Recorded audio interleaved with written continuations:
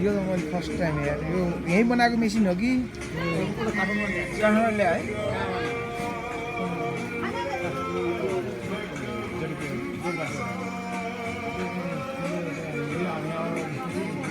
पानी चाहिँ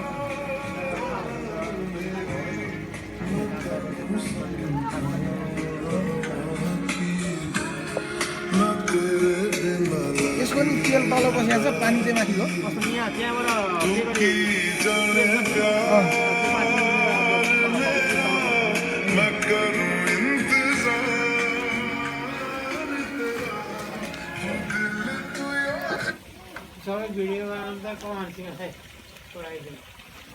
यो चाहिँ युनिक लाग्यो मलाई